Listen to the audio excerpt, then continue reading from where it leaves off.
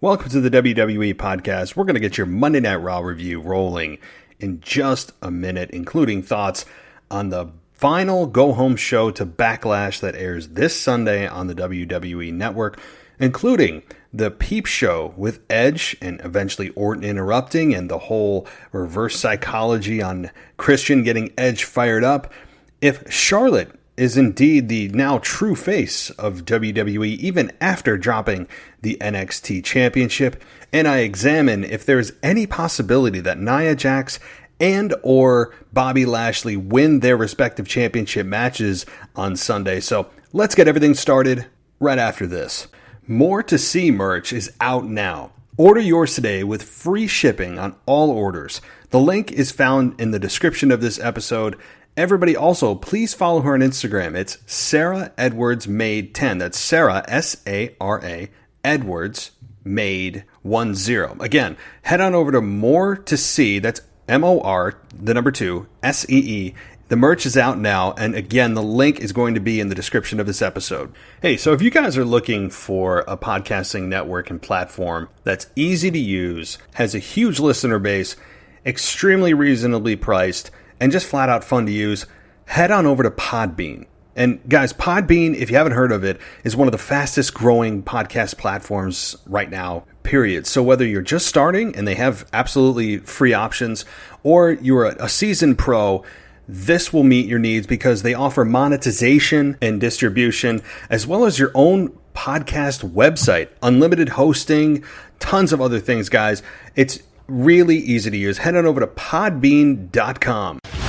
Welcome to the WWE Podcast, the most passionate and authentic wrestling analysis on the web.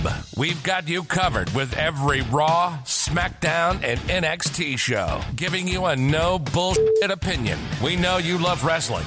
We do too. So let's get this show underway. And that's the bottom line. What? Because Stone Cold said so.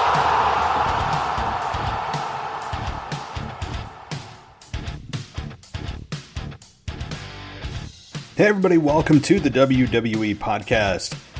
It is June 9th, 2020. Man, we're rocketing through June, aren't we? Already. Almost 10 days in, almost a third of the way through June already. It seems to be the fastest month, in at least in my mind, of the entire year. I don't know why, but June always seems to just scream by. And this year's proving no different, as we are a third of the way through June. That means we are a week away, roughly, from Backlash this Sunday on the WWE Network. And we've got a lot to talk about in regards to the pay-per-view with Monday Night Raw, the go-home show happening last night from, you guessed it, Orlando, Florida. I wonder how long we're going to say that. You know, I wonder how long we're going to continue to say Orlando, Florida Performance Center. I will say, as an overall thought, that Raw has improved in quality over the last several weeks to months.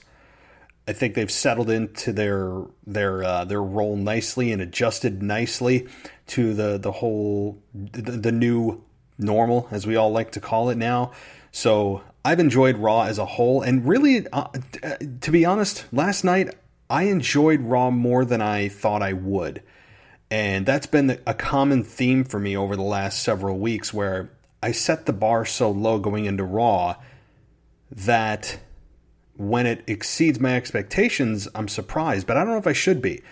And maybe should adjust my expectations so that it meets with reality a little bit better and more accurately and more consistently. But Monday Night Raw, again, I think it did a very serviceable job getting us ready for the Backlash pay-per-view. That's ultimately what the goal was and should have been, is to get the audience ready, get the audience pumped and motivated and excited for the Backlash pay-per-view. And I would say mission accomplished, mostly.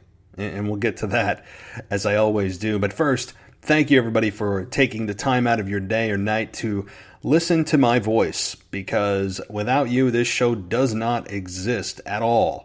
Well, it would, but it'd be a pretty sad state of affairs with just myself listening. So thank you, everybody, for taking the time to download, subscribe, whatever it may be, whenever you support the show, whether it's through patreon.com/WWE podcast for a completely ad-free listening experience, or it's just a quick rating and review on Apple Podcasts. It is noticed, and I thank you so much. For those wondering, my Twitter account is still down and out. I haven't kicked out yet of the suspension from Twitter.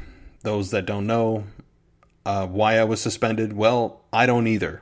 So I'll just continue to update you on that. It is very frustrating for me not being able to communicate with you guys. There have been so many times I just want to say something, and I'm watching wrestling, and my knee-jerk reaction, my muscle memory goes, ooh, I want to tweet this or say this. And then I sadly go to my phone and say, oh yeah, that's right, I can't. So I am just kind of sitting here, as I always say, and just twiddling my thumbs, and I filed an appeal. We'll see, right? So I'll keep you updated on that front. But you can still email me at realwwepodcast@gmail.com if you'd like to get in touch with the show. And trust me, I can't wait to be back on Twitter and being able to communicate with all of you guys. I miss the hell out of it. It's a tough time to be away from Twitter, and hopefully it comes back soon. So. But on that front, you can also head on over to the website. That thing still works at wwepodcast.com and Patreon, as I mentioned. So let's jump into Monday Night Raw, because, as I said at the open, I thought it was a good to very good show as a whole. Now, there were certainly the low spots. We all know what those were.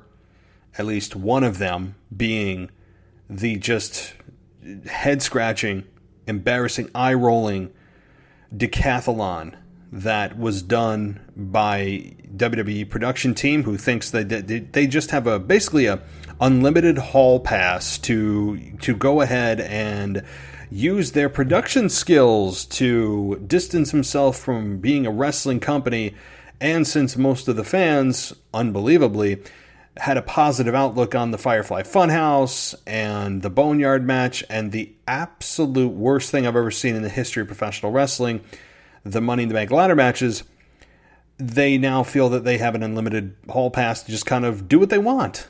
And certainly they are showing that on a weekly basis now with their just insane production of the Viking Raiders and the Street Profits. So we'll get to that in a little bit later as well. But, I want to start with something positive, because I think we need some positivity today, right? We need something to distract us from just the insanity of what's going on in the world. And to be frank, I don't think we've ever been more divided in our lives. In the history of America, other than the Civil War, I don't think that as a country we've been more divided ever. So I'm going to sprinkle a little bit of positivity your way, and I guess to steal a line from the New Day, the power of positivity here. And so let's get into something I liked about Raw last night.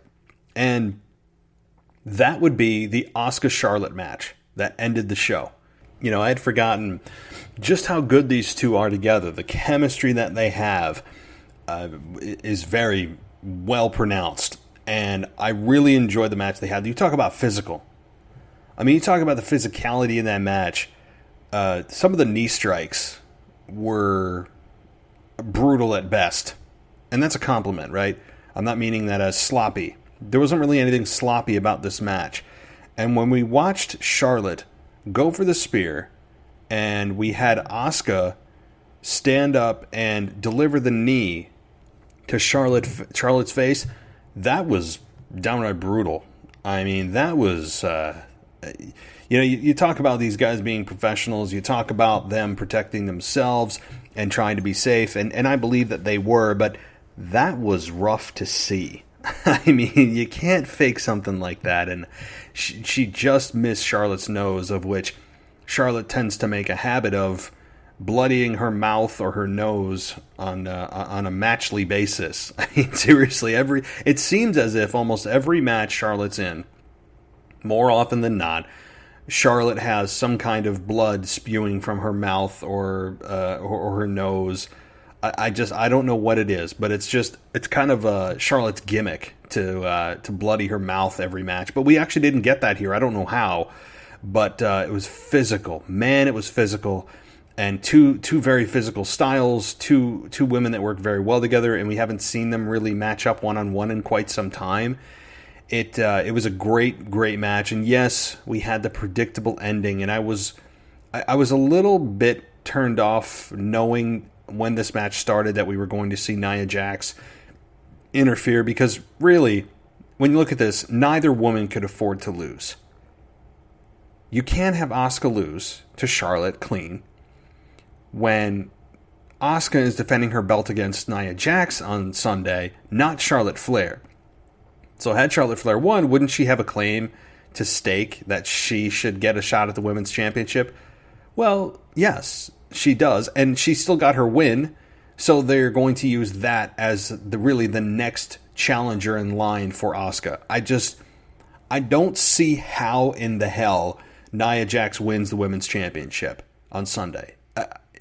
Tell me, somebody tell me how. How does Nia Jax win this? Does anybody really want to see Nia Jax as women's champion? Anybody? I think I do eventually. I just don't think that she particularly has a deep character right now, and not really a fault of her own. I guess creative thinks that her size alone is enough of a story to tell. I beg to differ. I think we need to see and hear from her more. And particularly if they're going to eventually put the belt on her, I want to know what she is, who she is, not just this, okay, I'm bigger than the rest of the women's division. That's a story that's told regardless of who in the ring that she's with. The fact that we don't have more of her individually as a character is what's concerning. But I think this is all a moot point, because I don't believe for a single second that Asuka's dropping the belt on Sunday. And I think they made that abundantly clear too on Monday, that since Charlotte is now back on Raw full time and she's dropped the NXT championship, and we'll get to that in a minute too, that they've signaled that now that Charlotte has a win over the women's champion, after Asuka comes out next week proclaiming her victory, Charlotte could interrupt saying, I pinned you last week. That makes me the number one contender. I mean, they've set themselves up going forward. That's ultimately what this was about. And it makes sense. It makes sense. And I really don't expect a insane match on Sunday with Nia Jax and Asuka. I just don't expect it to be a 5-star classic.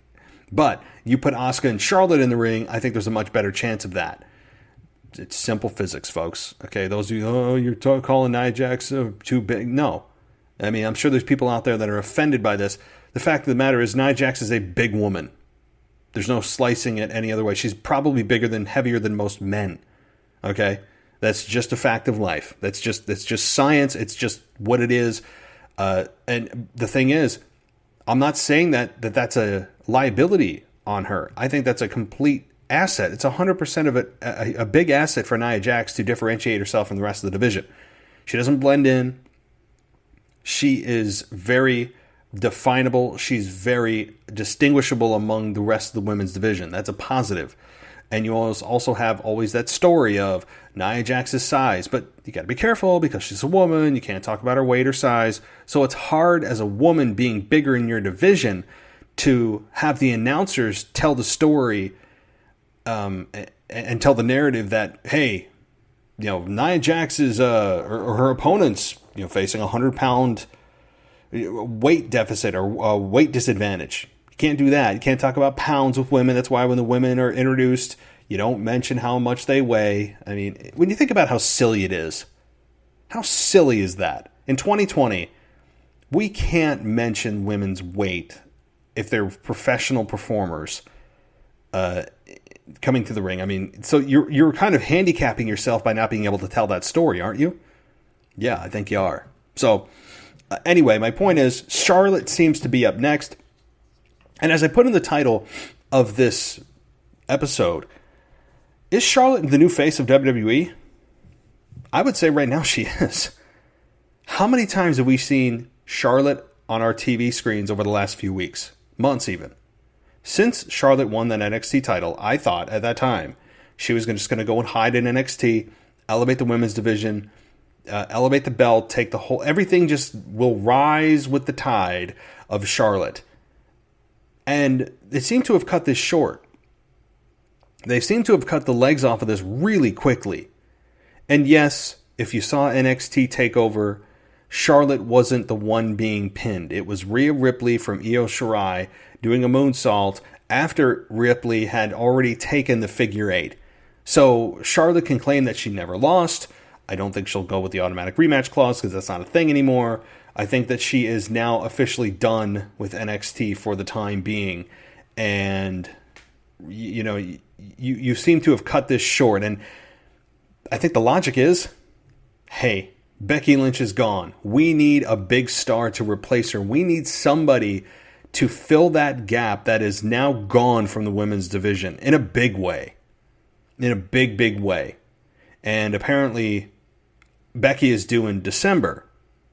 So, if you do the math, by the way, that means that she probably competed during her pregnancy. Unknowingly competed during her pregnancy. So, I would assume nothing has happened and she's fine. But do the math, folks.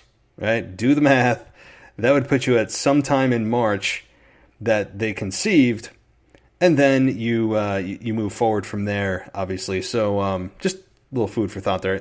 Am I the only one, by the way, when somebody tells you when they're due, you have a friend, family, whatever, the first thing you think about is, okay, so when did they do it? Right? You subtract 9 months, and you're like, what was I doing in that? What was I doing in the middle of February, right? Ugh. Anyway, so Charlotte now seems to be the shoe-in or the emergency. It's like, in case of emergency, break glass. That's what Charlotte seems to be. That move of Charlotte dropping the belt seems to be of having her come back to Raw full time. And I get it. A big hole has been made from Becky Lynch leaving and going on maternity leave and probably not being back for at least a year, maybe more. And then that's a year from now, right? So she's going to want time with her baby. Seth's probably going to take time off around the holidays for her, his son or daughter. Is it daughter? I don't know. I didn't get the gender. But the fact is, Becky is going to be gone for a while. Seth will probably be gone for a month or two.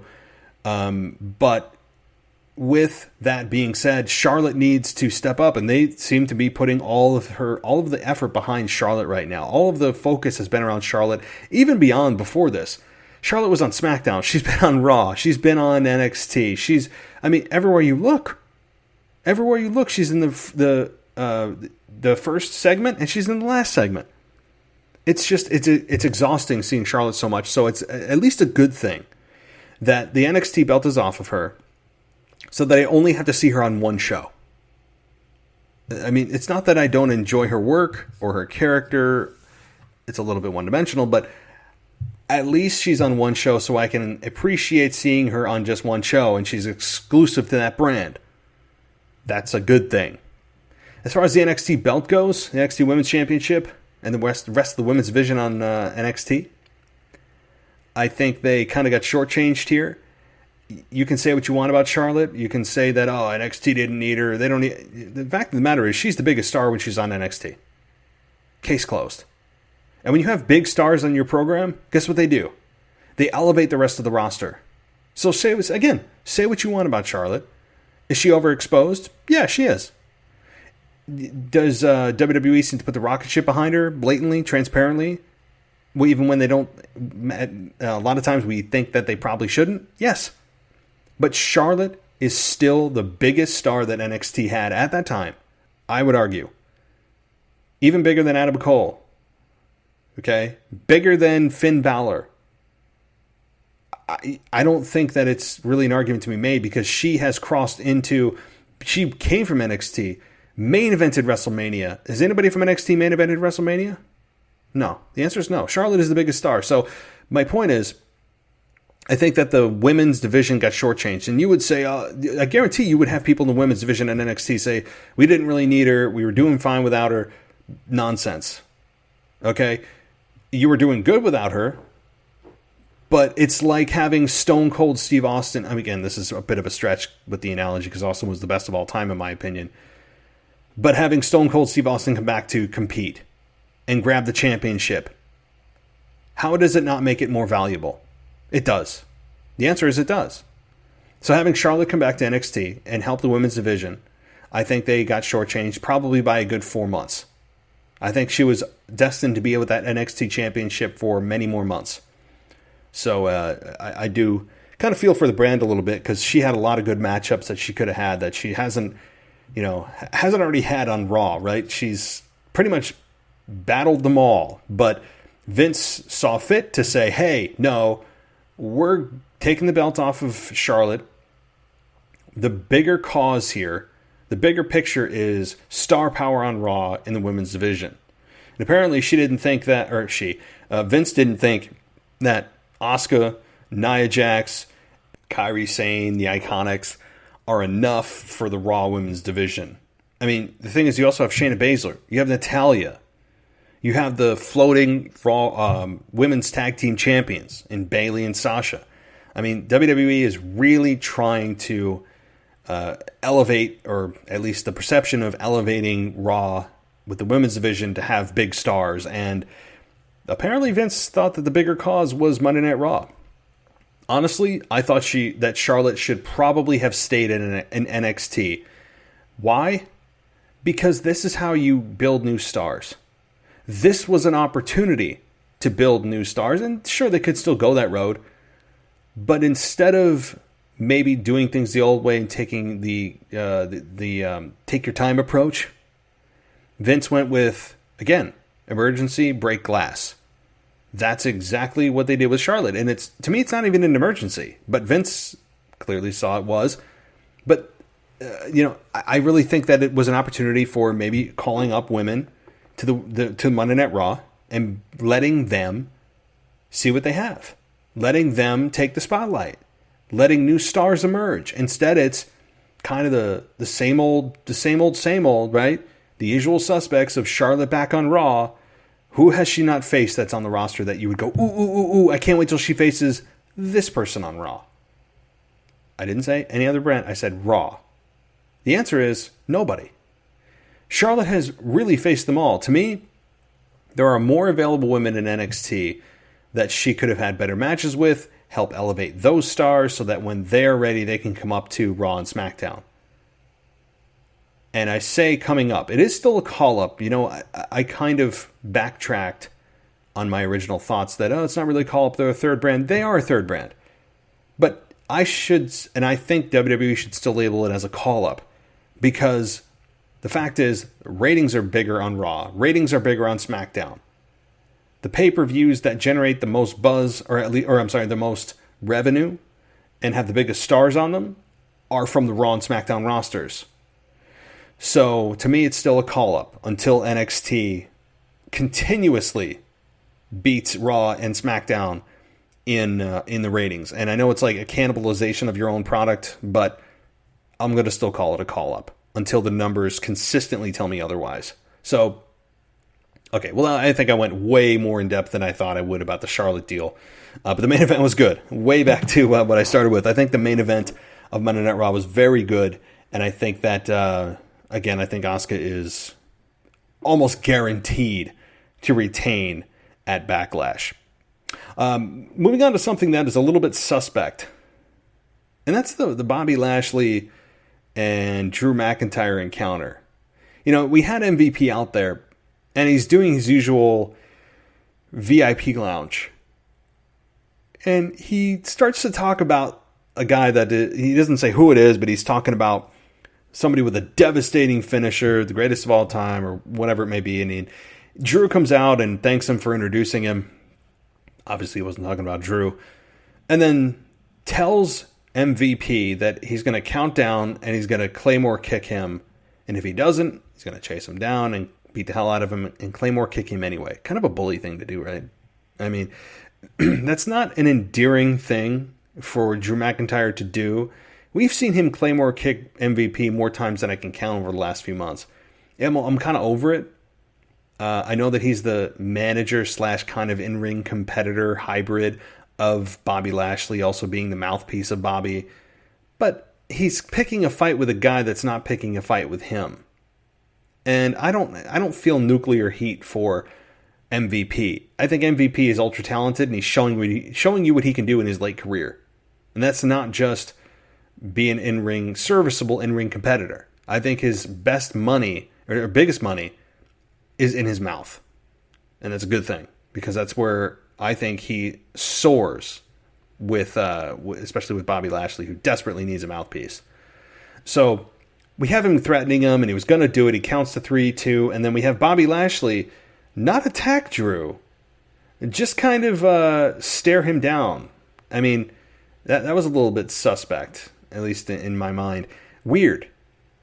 It didn't feel natural at all. It felt a little bit kind of rehearsed. Like, why would you not attack Drew McIntyre if you're the heel? Doesn't make sense. Because you're threatening to beat up the manager, the guy that's supporting and representing you, and you're not going to defend him. You're a heel. You're going to attack from behind. But they haven't really... I mean, I know that Bobby Lashley is the heel in this case, but is he really? I mean, he hasn't done anything really dastardly. Everything he does is up front. He's a machine. He is separating himself from Lana, who, I mean, at this point, everyone is kind of pushed to the curb and put a free sign on. And now you have him just not attacking Drew from behind when he had the opportunity to. It was just a little bit weird. I don't dislike Bobby Lashley from I hate he's a good heel. He's only a heel because WWE says he is, and because he's with MVP, who plays a really good heel.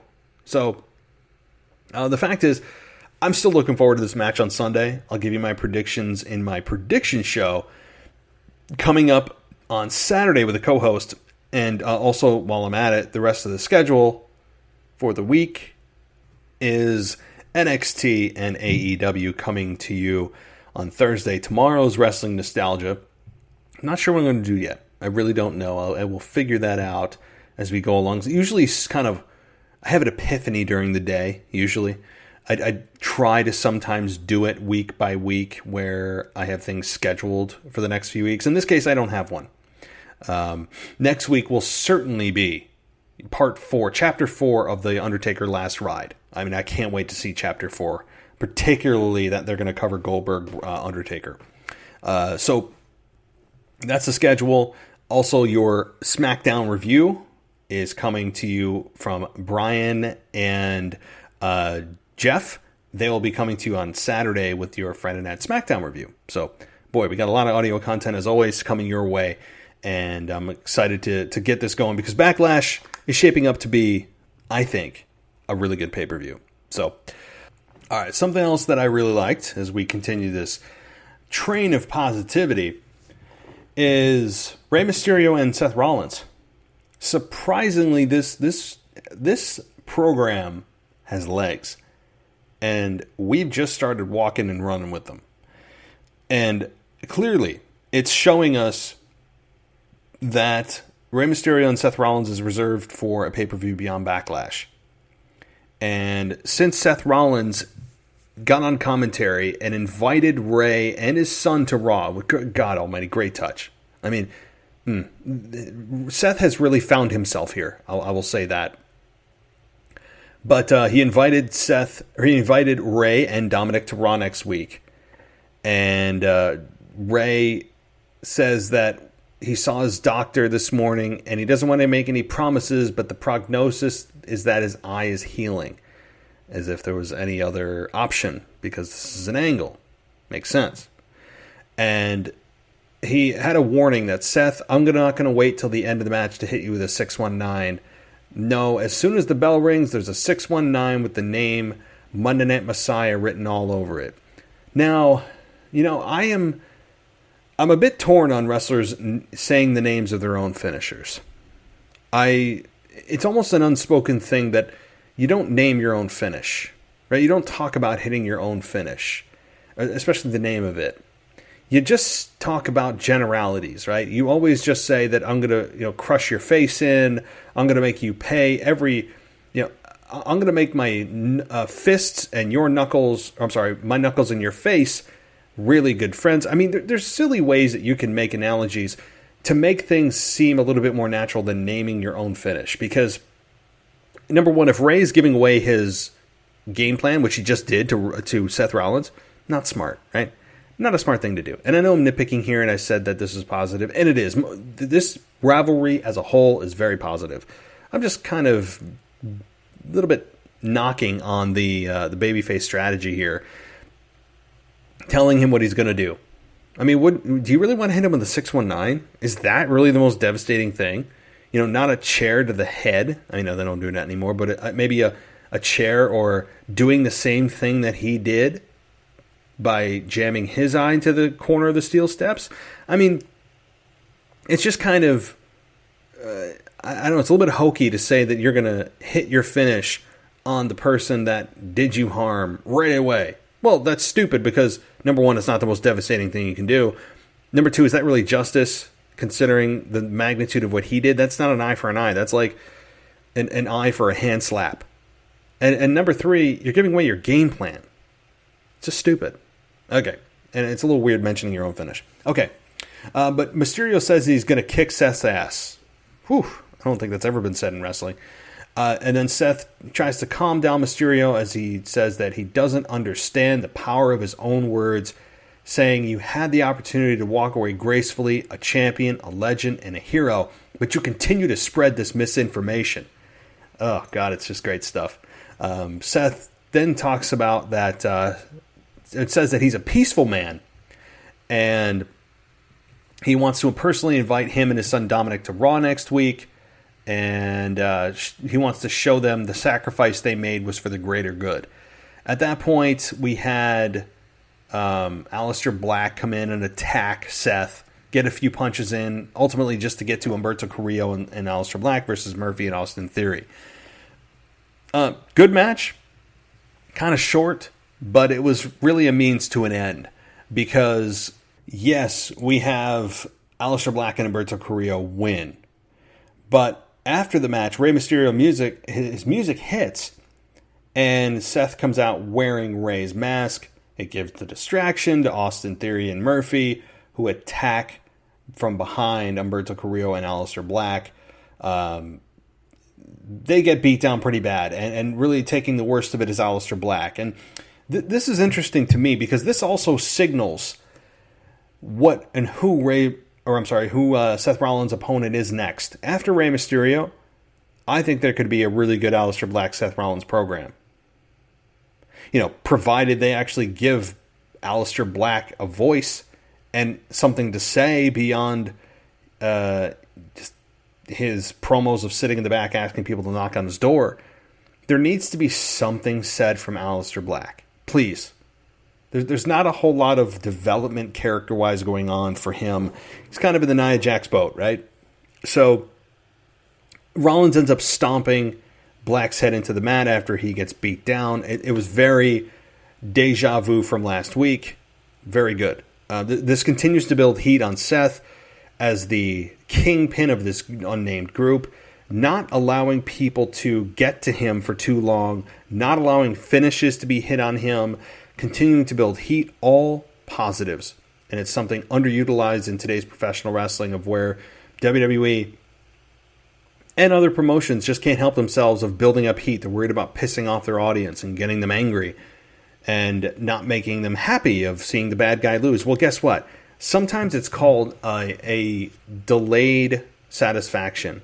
I think there's a more scientific term for that, but sometimes there is that. You have to wait for what you want, and it's going to be worth more and feel better if you wait for it than if you just get it up front because it's like, oh, well, I've seen that. That's cool, but you know, I've seen this before. So, all right. Moving on to the Peep Show. And that was interesting because Christian came on and started telling Edge right away that he says, I don't think you can pull off the greatest wrestling match. He said, I don't think you can pull that off in your prime. Starting to poke the bear. And Edge says that he hasn't had a straight-up wrestling match in 9 years with no bells and whistles. And now it's being called the greatest wrestling match of all time. He said it's like being put at the bottom of Mount Everest with no gear, no crew, and told to climb it. He says that he isn't the same Edge that used to look in Christian's eyes, about to face Randy Orton, who's been here for the last 9 years. Edge says, I don't even know why or how many cylinders I have left under the hood, and Randy's firing on all of them.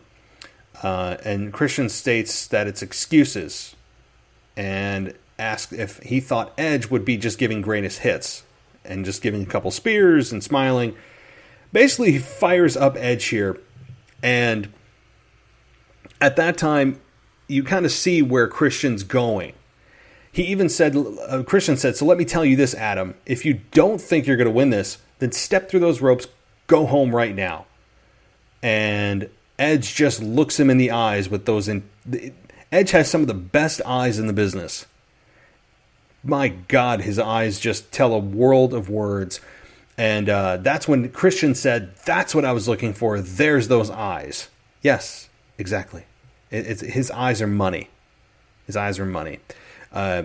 We then get a Orton on the Jumbotron interruption saying he's going to throw up, and that, yeah, the expectations on this match are astronomical, but what are you going to do when you don't live up to those expectations? I'm going to embarrass you. I'm going to take every ounce of passion, every ounce of grit, until you're a broken man and are sent back home to your wife and daughters. Yeah, I mean, this was kind of it was good. It didn't to me light this whole thing on fire. This thing is already, I think it's hot enough. I think that they reached a boiling point before the whole pandemic happened, when Edge was about to return to avenge his wife being RKO'd. To me, that was like the pinnacle of this whole thing.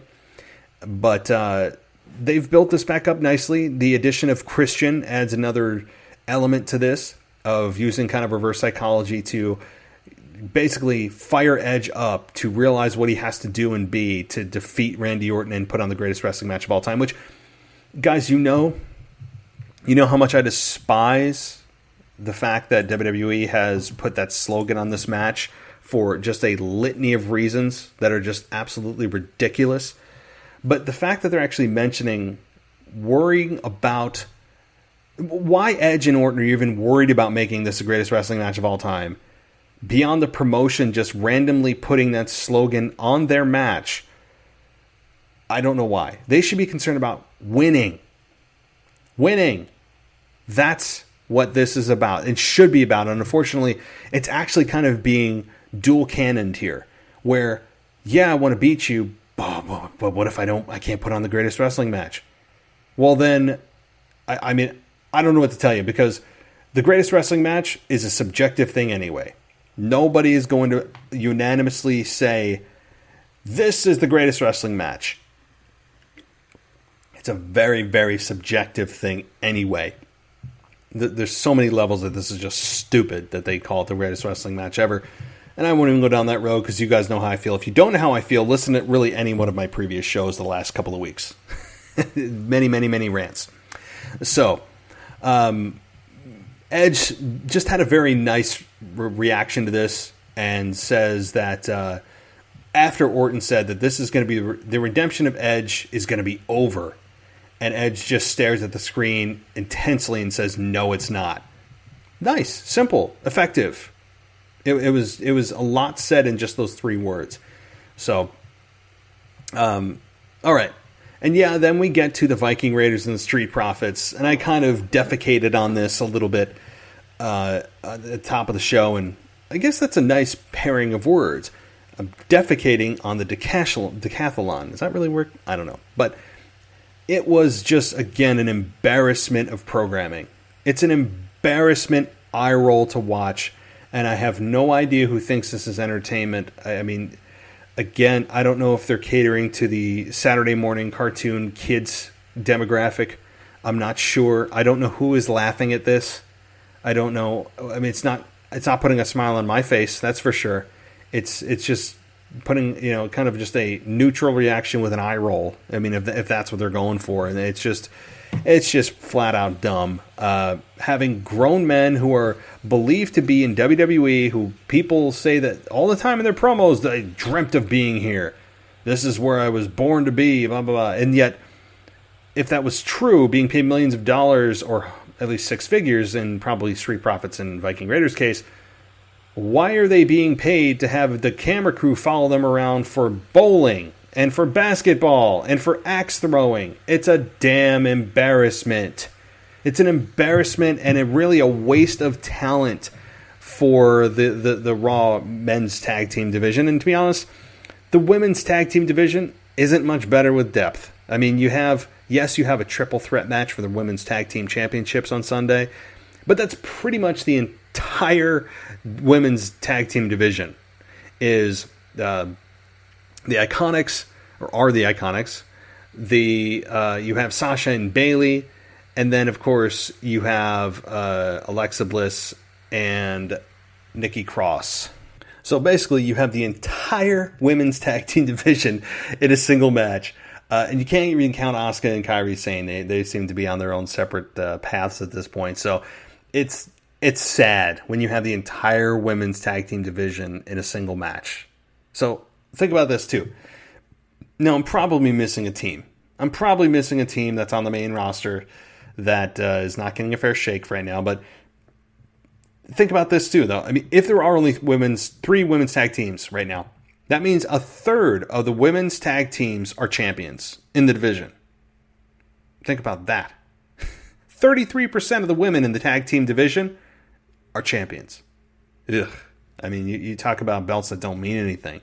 At least they're around the waists of two extremely talented women who are eventually on a collision course with one another. Where that happens, when that happens, I don't know, but I'm okay with the long game. I'm okay with Bayley and Sasha being kind of simmered rather than broiled and turning up the heat just a little, back it off just a little. I mean, I'm cool with that.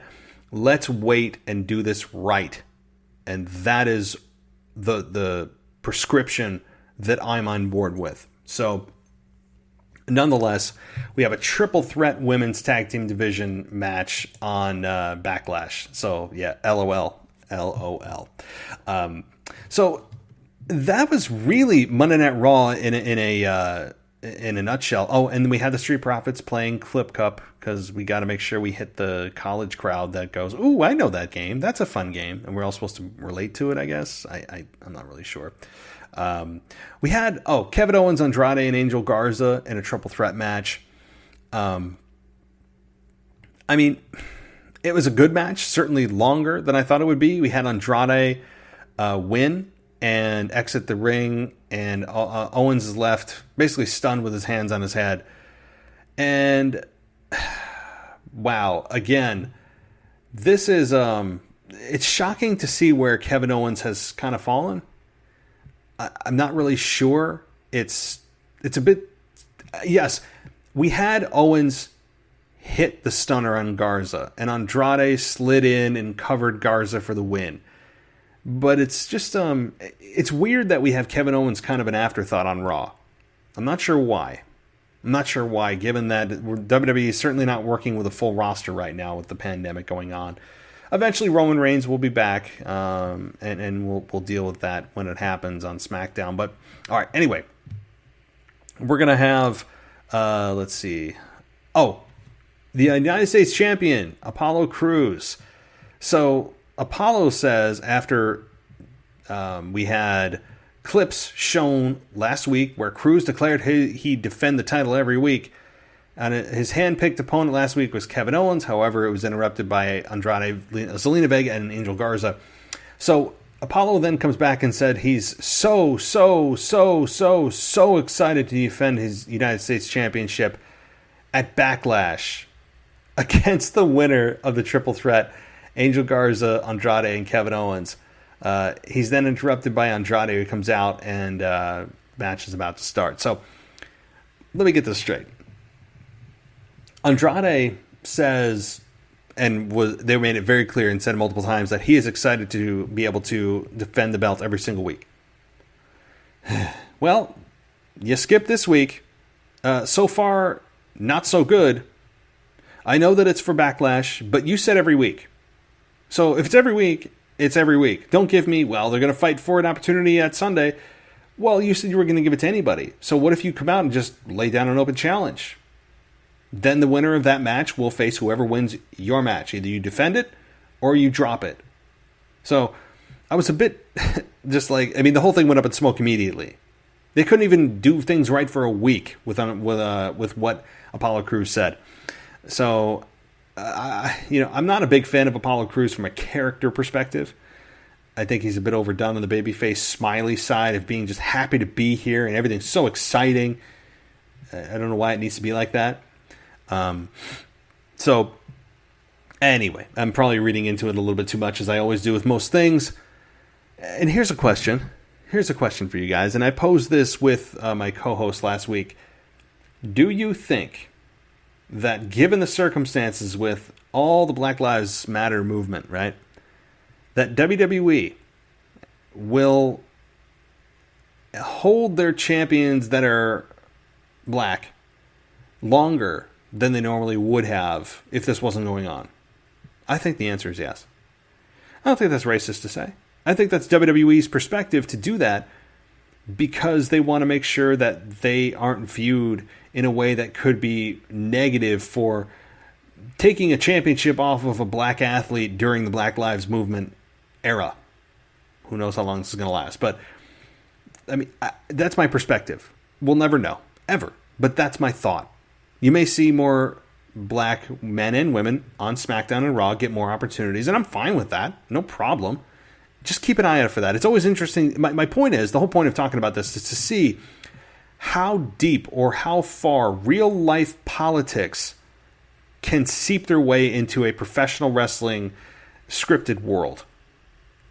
Very interested to see how far that this can penetrate into the fake world of wrestling. Or the scripted, the predetermined world of wrestling. I shouldn't even use fake. Just keep an eye on that. Keep an eye on that. Okay. So, this again, this greatest wrestling match ever, we had an opinion from Kurt Angle. And Kurt Angle begins by stating that Ric Flair and Shawn Michaels, Kurt Angle knows about competing in great wrestling matches and knows that sometimes all you got to do is step in the ring and with someone they can bring out the best and vice versa. Angle then implies that Randy Orton versus Edge is on par with Ricky Steamboat versus Ric Flair, Angle versus Lesnar, Undertaker versus HBK. I mean, this is insane.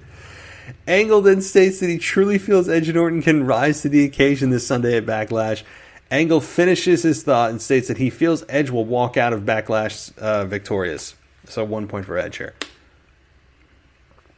This is, I mean, you're kidding me, right? Edge hasn't had a match in 9 years. What would make you believe that he can even put on a 5+ star match with Randy Orton? Randy Orton is extremely good in the ring. He doesn't even have to try to be good, and he's good. We all know that. That was even brought up in a promo. But to put it against Angle Lesnar, Undertaker HBK, it's a joke. It's a joke.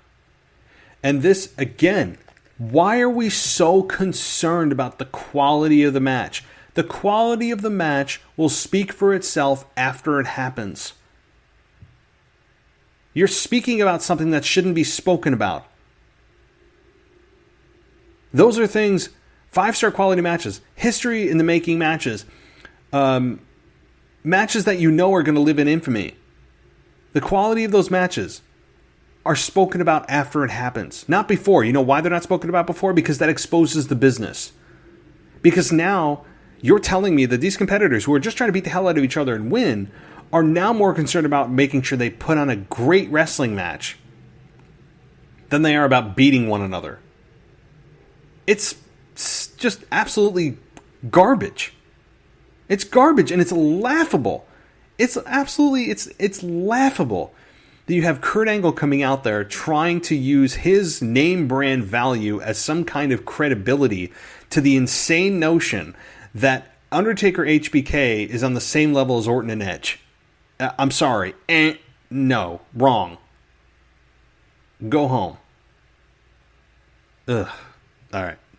Well, so that's really my Monday Night Raw review, guys. I know there's some other small things that happened that I didn't cover, but I got, I think, like 80%, 90% of it.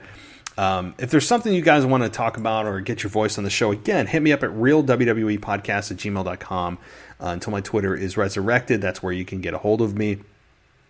Head on over to wwepodcast.com for all of the latest articles, latest podcasts, and much more. And head on over also for an ad-free experience at patreon.com/WWE podcast. So, all right, that's the show for today. But don't forget, tomorrow is back to nostalgia, and then 2 shows coming Thursday, 2 shows coming Saturday. So, wow, lots to go. We have 5 more shows to go for you guys this week. Super excited as we get to Backlash. And as far as Backlash goes, I would love to say I'll be able to live tweet with you throughout the show, but we all know how that's probably going to end up. And I'll be back probably next week. I'll let you know my schedule later in the week, but probably for a review show on Monday, and then Tuesday will be your Raw review. So maybe I'll pop in an extra show next week simply because it's a pay-per-view Sunday. So, alrighty, well, guys, thanks so much for tuning in tonight. As always, if you like this show, give us a rating and review. If not, keep on listening, keep on downloading, and telling a friend. That really does help out too. So, everybody, thanks so much. As always, I'll talk to you soon. Thanks for listening to the WWE Podcast. Don't forget to subscribe on your favorite podcast app so you don't miss a show, or head to WWEpodcast.com. And for all of these shows ad-free, head over to patreon.com/WWE Podcast. Until then, we'll see you next time.